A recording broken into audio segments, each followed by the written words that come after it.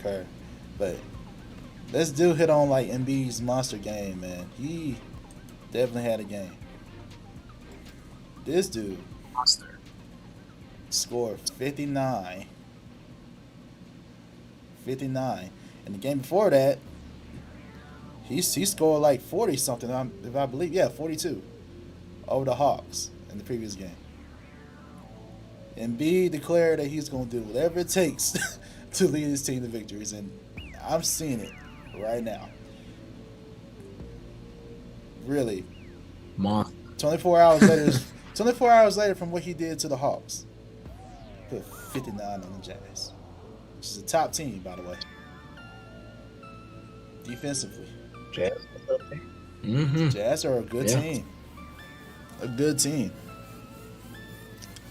And the game was actually really good. It was very competitive, but Embiid kept them in the game. He helped them like pull away the game. Like, man, it's so good. Even after the game, Embiid being humble, he's like, "This is not about me. We did it as a team. Obviously, the coaches put me in those positions, and my teammates fed me the ball." Zay, at the end of the day, watching some of those highlights and things from the game, bro. Embiid is unstoppable, man. You can't guard him. What you gonna do? It's honestly like watching our generation. Well, not our generation, but our version of this era of basketball. He's our version of Shaq, but uniquely him. Like, he can go off the dribble, he can pull up, he can fade away, mid-range post. You know, he can do so much. Like, he has a beautiful game, bro, and it's he put everything on display. And dang, Lauri Markkanen just could not do anything. None of those guys could do anything with Embiid, man. He put up a total of 101 points in 2 games. You know what I mean? And that was just awesome to see, bro. Yeah, let me read the full stat line, man. Story. He also had 11 rebounds, 8 assists, 7 blocks. 7 blocks, man. You know what this sounds like? What? Back in the day when we used to play 2K all night. Oh yeah. And you would just dominate with one player and drop like 70 points, 11 rebounds, 12 blocks. That it sounds like 2K. Yeah, it's definitely a 2K stat line for real. Yeah, that was He scored 26 of the team's 27 points in the fourth quarter. That's ridiculous. That's beast mode. They took over, like, completely. The literal definition of taking over a game. And I don't care. I don't care, man. I don't care about James Harden. I don't care about how he's playing. He can play good. He can play great. He could be like old James Harden. Give Joel Embiid the ball. Let him be the center of the offense. Yeah. For real. I don't care. I really don't. Give him the ball. He's clearly the better player. Get out of the way. Because not only his offense, man, it's his defense. On both sides. He's valuable on both sides of the ball. And that automatically makes him a better player than Harden. I'm saying if you had a Harden from the Rockets days on this team right now, I would still choose to have the offense focused around Embiid. That's what I'm saying. That's how good he is. MVP Harden. MVP, yes. I would choose. I would rather have this Embiid over MVP Harden because of what he brings offensively and defensively. Play inside out. I don't care.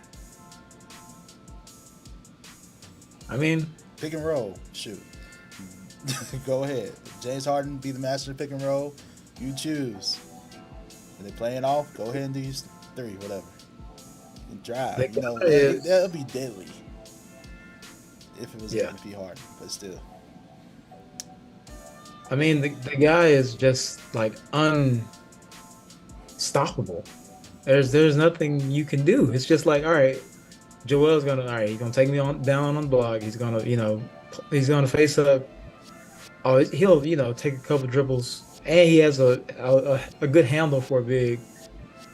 He can shoot. It's nothing you can do, and I think that I don't know. It's the reason I can't like clearly say like, all right, I would take Embiid over James Harden is because we've seen like when it's kind of like they have to meet in the middle to me because obviously Joel Embiid to me it seems like he's probably like he is the guy. I'm gonna just say that he is like their best player. He's number one, Harden number two. But what needs to happen is that they find a balance because obviously Harden wants to get his touches, he wants to get his shots, and it all comes down to who. It's got to be one, like who. It's got to be clearly like, all right, Joel gets the ball in the fourth, give it to him, take us home. Harden support, but also be James Harden 1 through 3. First through third quarter, do drop 26, give me 6 threes, give me crossovers, give me lobs. And with the problem is that both of them as the individual, like I'm the guy on the 76ers, I'm the guy on the Rockets, whatever team. They've won games, but it's like they both have this happen where they get injured or it just isn't enough in the playoffs because, all right, teams know what you're going to do. But if they can be at this level, like what Joel Embiid is doing, and before Harden, had his foot injury, if he can be that and Joel is still this into the playoffs, and Tobias Harris and Tyrese Maxey, and they have good depth, they have a legit chance to come out of these. Like they can literally come out of these if they can maintain or like just manage it well enough to where, all right, Harden, like I said, let Harden do his thing first, second, Joel Embiid take over second half. And they find that balance. They could really be they could dominate the East. I'm not gonna lie. But yeah, shout out to Joel Embiid because I think that we don't get to see a lot of bigs that do this type of thing often. And to be up there with the great Wilt Chamberlain, to be up there with Allen Iverson as like one of the top scoring performances ever. I mean, in Sixers history, and having a stat line that no one else has ever had, 59, 11, 7, 8. He almost had a quadruple double, 2 or 3 more of blocks and assists. That's insane. And he's 7 feet. Embiid, yeah. Like Embiid was my MVP last year, and I hope he picks up where he left off, and he gets it this year. I want to see him just keep going. Just stay healthy. Just stay healthy. They want him to stay healthy. He was the first player to record at least 50 points, 10 rebounds, 5 assists, and 5 blocks in the game since blocks became an official stat. He's the first player to register at least 20 points and 5 blocks in a single quarter. He's become the first player to outscore both teams by himself in the fourth quarter since Tracy McGrady did it in 06. He's the fourth player to score at least 100 points in a back-to-back game. That's crazy. Since the NBA and ABA merger, man. Just ridiculous. Shout out to Embiid. He had one of those nights where it's just like, just give him the ball. Just give him the ball. Other team is nothing you can do. It's just nothing you can do. Oh man, fire! Yeah, shout out to Joel Embiid, man. Keep going. Like to see it. Hey, He even psyched out Laurie Markkinen, man, at the free throw line. So And you reporter know, he's, reporter he's asked, they asked him what he said. He was like, I told him. He said I kind of lied because Arthur, who is his son, is currently is sleeping. So I told him I had to put Arthur to bed. So you better be some free throws. We don't need to go to overtime.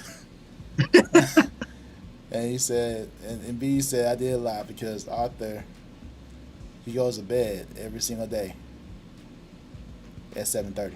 So it's like he was already in bed. So he, Joel Embiid is definitely a troll. He's yeah, like Joel I Troll. like Joel. Yeah, I like Joel Embiid, man. Yeah, that's the funny thing. I'm sure he was talking a lot because he talks on the court. He He's does. he talked.